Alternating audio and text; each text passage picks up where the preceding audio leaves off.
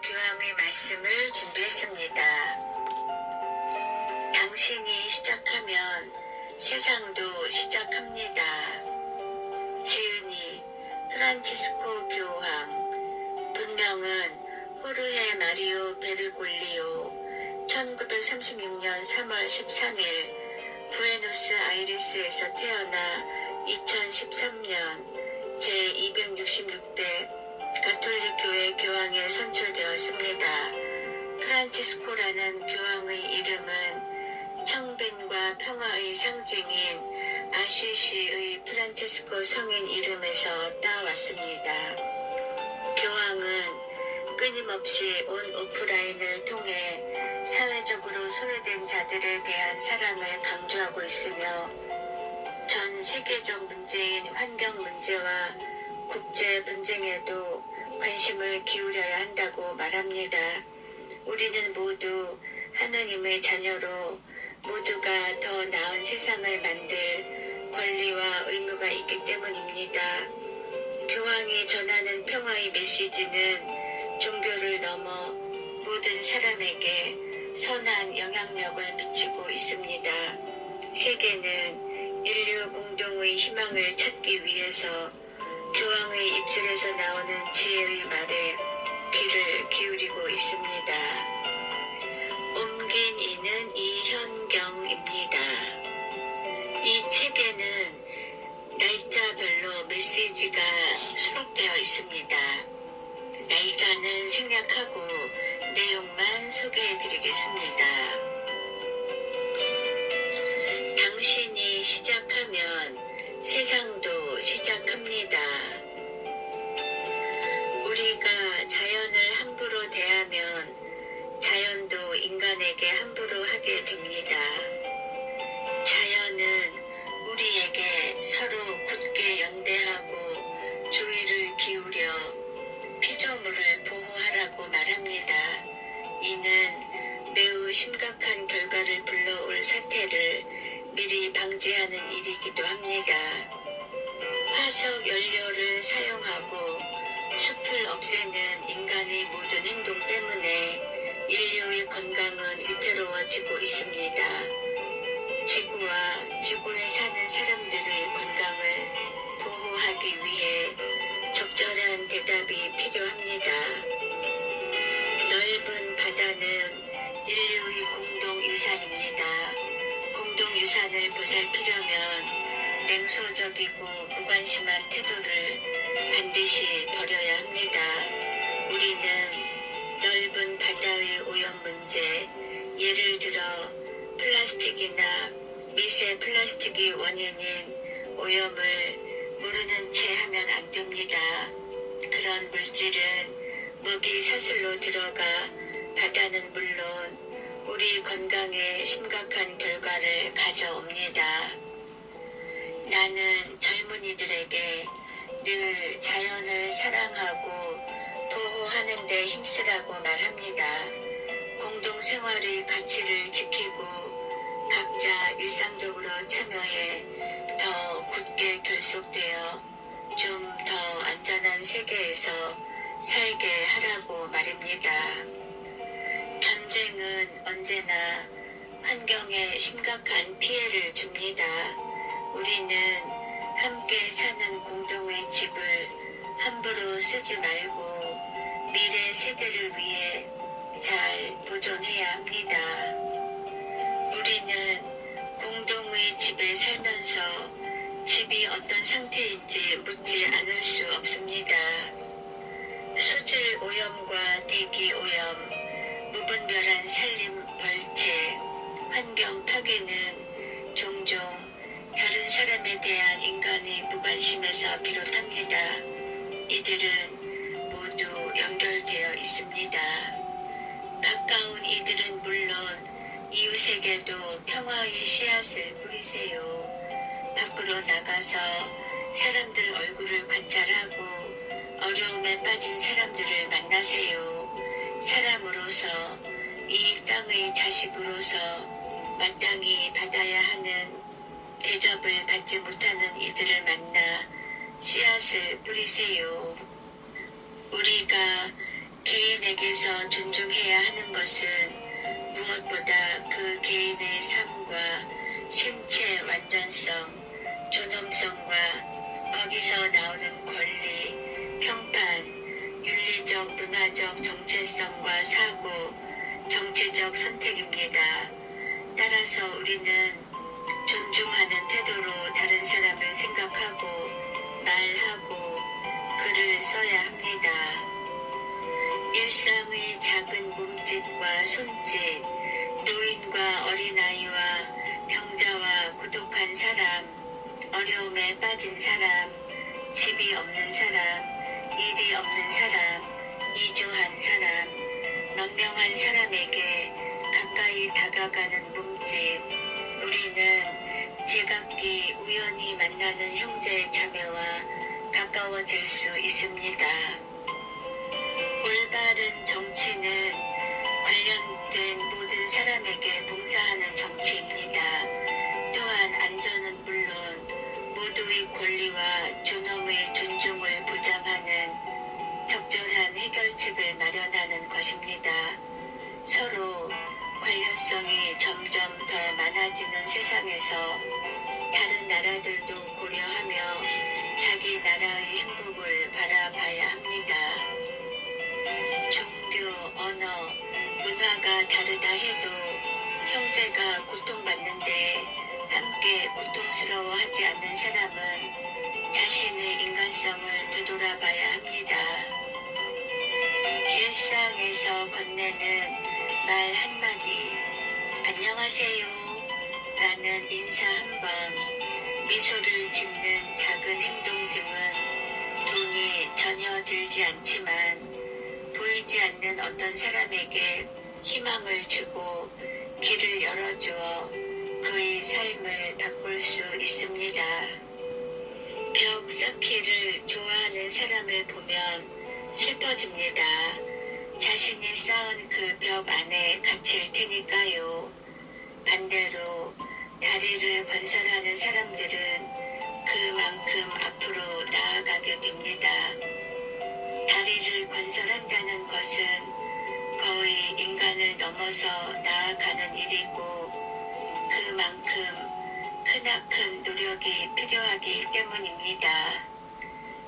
한 번도 상상해보지 못한 어떤 것을 보았습니다. 불교도, 이슬람교도, 힌두교도가 함께 기도하러 가는 겁니다. 그 신자들에게는 그들을 하나로 연결해주는 무엇인가가 있었습니다. 평화를 위해서는 지속적이고 끈기 있고 굳건하게 그 무엇도 놓치지 않는 지적인 대화가 필요합니다. 대화는 종종 서로를 알지 못하는 다른 세대의 사람들을 함께 살게 합니다. 다른 민족 출신, 신념이 다른 시민들을 함께 살게 합니다. 대화는 평화의 길입니다. 대화는 상호 이해와 조화와 융화와 평화를 돕기 때문입니다. 또한 대화는 생명력이 있어서 다양한 상황에 처한 신념이 다른 사람들 사이에서 세상을 보호하며 특히 약자를 보호하는 평화의 그물로 성장하며 넓게 퍼져나갑니다. 우리는 이 사람은 이렇고 저 사람은 저렇지 하며 사람들에게 꼬리표를 붙입니다. 이런 꼬리표는 사람을 나누기만 하고 이런 태도는 눈에 보이지 않는 벽을 쌓기 때문에 모든 것을 오염시킵니다. 벽은 분리하고 고립시키고 소외시키면 모든 문제가 마법처럼 해결될 거라는 생각을 심어줍니다. 자비는 모든 벽, 모든 장벽을 뛰어넘어 언제고 인간의 얼굴, 사람의 얼굴을 찾도록 당신을 인도합니다. 나는 벽이 아니라 다리를 만들자고 호소합니다. 악을 악으로 갚지 말고 선으로 악을 물리치고 모욕을 용서하기를 간절히 바랍니다. 그리스도인은 절대 되갚아주고 말 테다 라는 말을 할 수 없습니다. 절대로. 형제 자매 여러분, 우리 사이에 존재하는 몰 이해의 벽을 허물도록 항상 노력하십시오. 나는 여러분이 자신 속에 갇히는 함정에 빠지지 말라고 권합니다. 우리가 다른 사람에게 문을 열면 우리 삶이 비옥해지고 사회는 다시 평화를 찾고 사람들은 자신들의 존엄을 완전히 회복하기 때문입니다. 사랑, 우정, 관용, 용서가 없는 평화는 이루어질 수 없습니다. 우리는 각자 뭔가를 해야 하고 모두 평화를 누려야 합니다. 우리는 모두 형제니까요. 모두 함께 우리는 형제야 라고 말하면 좋겠습니다. 우리 모두 형제이니 우리는 평화를 원합니다. 모든 형제에게 넓은 마음을 내십시오. 인생의 비밀 중 하나는 형제에게 넓은 마음을 내는 것입니다. 이것은 깊이 있고 진정성 있는 스포츠와 같다고도 할 수 있습니다. 눈에 보이는 형제를 사랑하지 않는 사람은 보이지 않는 하느님을 사랑할 수 없습니다. 여러분이 눈에 보이는 어떤 것을 사랑할 수 없는데 어떻게 보이지 않는 것을 사랑할 수 있겠습니까? 사랑은 아주 작은 것들에서 모습을 보입니다. 그러니까 내 마음속에 전쟁이 일어나면 우리 가족에게 전쟁이 일어나고 내가 사는 지역에 전쟁이 일어나면 일터가 전쟁터가 됩니다. 질투와 시기, 험담은 서로 전쟁을 치르게 합니다. 폭력을 쓰거나 종교의 이름으로 그것을 변명하는 사람은 하느님을 심각하게 모욕하는 것입니다. 하느님께서는 평화이시고 평화의 원천이시며 인간에게 지혜와 힘과 아름다움의 빛을 주셨기 때문입니다. 부정적인 의미에서의 가난과 전쟁은 사람들을 죽이고 말로 표현하기 힘든 고통을 키워나가고 멈추지 않는 증오를 사방에 뿌리는 악순환의 고리로 연결되어 있습니다. 무엇보다 먼저 시급한 것은 파괴와 죽음을 몰고 온 전쟁의 피해를 입은 곳에서 평화를 함께 만들어가고 전쟁이라는 암세포가 다른 곳으로 퍼지지 못하게 막는 일입니다. 우리는 모든 얼굴을 사랑하고 찢긴 상처를 전부 치유하라는 부름을 받았습니다. 또 언제 어디서든 평화를 만들어가는 사람이 되라는 부름도 받았습니다. 평화는 공산품이 아닙니다. 평화는 수공예 품입니다. 매일 우리의 수고로, 우리의 삶으로, 우리의 사랑으로, 우리의 이웃과 더불어 서로를 아끼는 마음으로 만들어집니다. 사랑으로 봉사하는 사람만이 평화를 만들어 갑니다. 스스로 봉사하는 마음을 내어 다른 이들을 돌보고 사람과 세상 일이 파멸로 향하게 내버려 두지 않습니다. 그들을 보호하면서 정신과 마음을 흐리게 하는 무관심의 두꺼운 장막을 걷어내는 방법을 압니다. 평화의 토대는 모든 사람을 존중하는 것입니다. 그 사람이 어떤 삶을 살았든 상관없습니다. 또 권리, 공동선, 우리에게 맡겨진 피조물에 대한 존중 역시 삶이 토대입니다. 당신은 화려한 말로 평화를 이야기할 수 있고 성공적으로 강연할 수 있지만 당신 주위에 당신 마음에 평화가 없다면 가정과 당신 구역에 평화가 없을 것이고 당신 직장에 평화가 없을 것이고 세상 그 어디에도 평화가 없을 것입니다. 다른 사람을 험담하는 것은 사람들에게 폭탄을 던지고 자신만 재빨리 달아나서 피하는 것과 같습니다. 믿음이 강한 그리스도인은 이와 반대로 항상 평화와 화해를 실현해야 합니다. 가장 약하고 작고 가난한 이들에게 공감해야 합니다. 그들은 우리의 정신과 마음을 차지할 권리가 있습니다. 그들은 우리 형제이므로 우리는 그들을 사랑하고 형제로 대해야 합니다. 그리스도인의 입에서 모욕적인 말이나 공격적인 말이 튀어나오면 몹시 불쾌합니다. 너무 불쾌합니다. 무슨 말인지 아시겠습니까? 모욕적인 말을 하는 사람은 그리스도인이 아닙니다.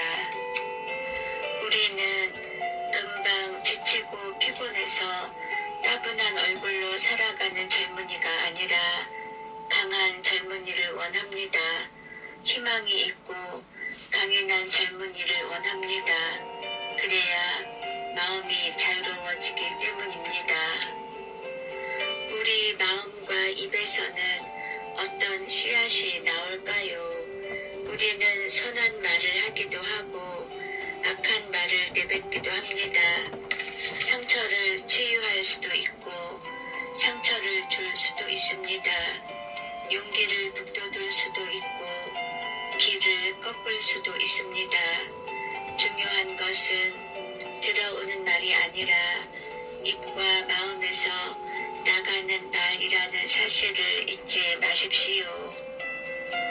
온유함은 존재하고 살아가는 방식으로 우리를 하나로 이어줍니다. 편 가르고 대립하는 것을 떠나 통합의 길로 전진할 새로운 방법을 찾게 해줍니다. 겸손함이 없는 평화는 있을 수 없습니다. 오만함이 있는 곳에는 항상 전쟁이 있고 다른 사람을 이기려는 욕망, 자신이 우월하다고 믿고 싶은 욕망이 있습니다. 겸손함이 없이는 평화가 없고 평화가 없으면 통합도 불가능합니다. 몸을 낮추고 사려가 깊고 온화한 사람은 목소리를 크게 내지 않으며 다른 사람을 방해하지 않으려고 합니다. 그 자신은 모를 수 있지만 온유하고 겸허하신 하느님의 방식대로 행동합니다. 화를 내면 평화를 잃습니다. 마음이 어지러운 것은 예수님의 평화에 내 마음을 열지 않았기 때문입니다. 삶을 있는 그대로 받아들일 수 없기 때문입니다. 평화의 실로 인내심을 가지고 천을 짜십시오. 그러면 아무것도 두렵지 않고 마음은 기쁨으로 채워질 것입니다.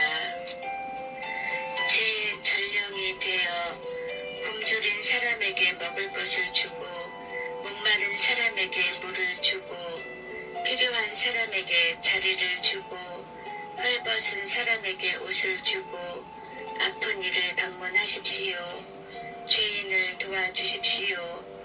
혼자 두지 말고 그가 당신에게 저지른 악행을 용서하고 슬픔에 잠긴 사람을 위로하고 타인에게 너그러워 주십시오. 다른 이들이 평화롭게 살 수 있도록 자기 손을 더럽히며 일할 수 있는 사람은 행복합니다. 오늘은 더 정의롭고 선한 세상